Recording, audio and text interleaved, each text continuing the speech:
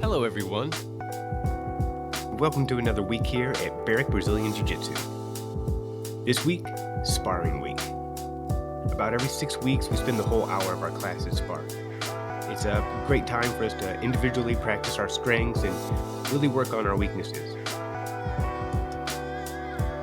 Constantly rolling for the whole hour-long class really forces you to slow down and use your brain and techniques instead of muscling.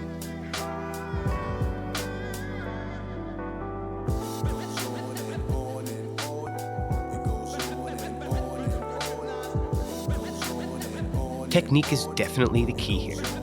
Relying on your muscle and speed instead will likely end up with you eating the mat the last 20 minutes of class.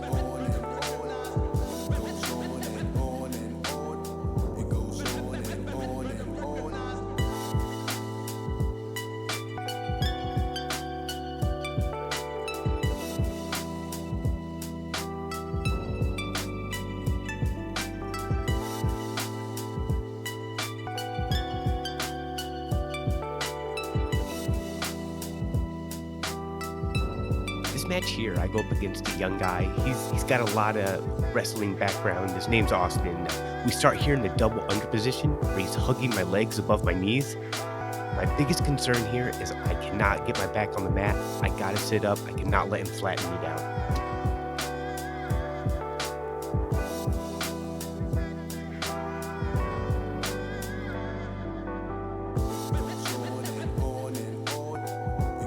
Here, I finally made my way to a turtle position. He makes a very common mistake that wrestlers make. He takes his right hand and he sticks it in what we call the cookie jar. I grab it and I take him on a little ride. We call it the cookie jar sweep.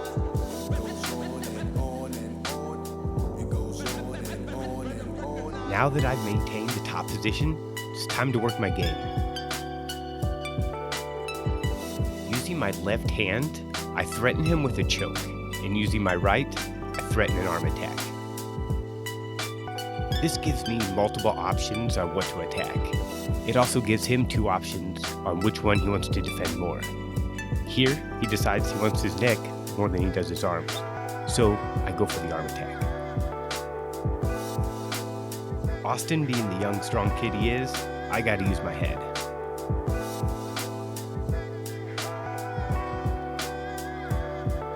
In my next round, I get paired up with actually one of my students from my afternoon classes I teach. Because of that, I decided to give him a little advantage. I let him get a couple steps ahead of me. I let him get some grips here. But this sweep I pull off right here is just too tasty. I can't pass it up.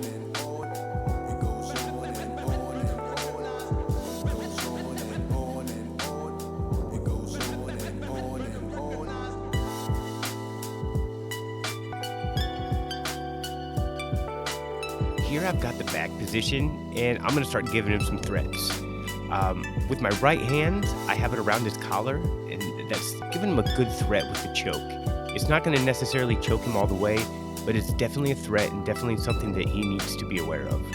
My left hand, I have the underhook on his arm, and I don't know if he knows this, but I'm giving him a pretty good threat for an armbar. I throw the leg up to apply the armbar, but I must have forgot to do my stretches that morning because I couldn't hook the head, and I ended up losing the armbar. Just because I lost the armbar, it doesn't mean that choke's not still there. I take my shin, apply it to the back of his neck, and off with his head. I start the round off the same way as last time. I let him get some grips, I let him get a game started. I outrank him by quite a bit, so I'm not really going to step in until I start feeling threatened. I'm going to let him get some practice in.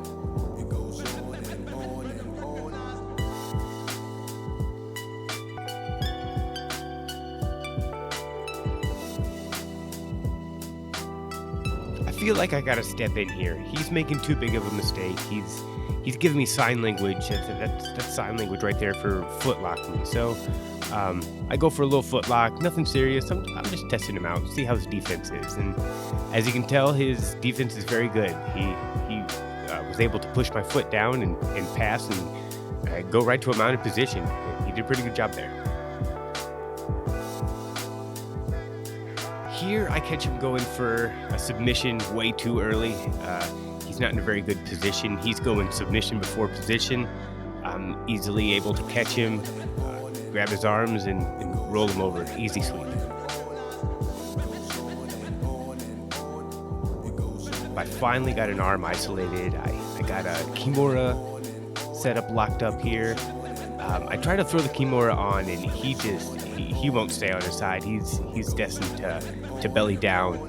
He's real scrappy. He's real strong. It's very hard controlling this kid, but I finally get him rolled over. I weave my left leg inside of his arms there and lock up a nice triangle. To break his grip, I just put him in a little wrist lock right here, and I set up a little multi submission here. I got a triangle with my legs, and I'm using my upper body to attack his arm for the armbar.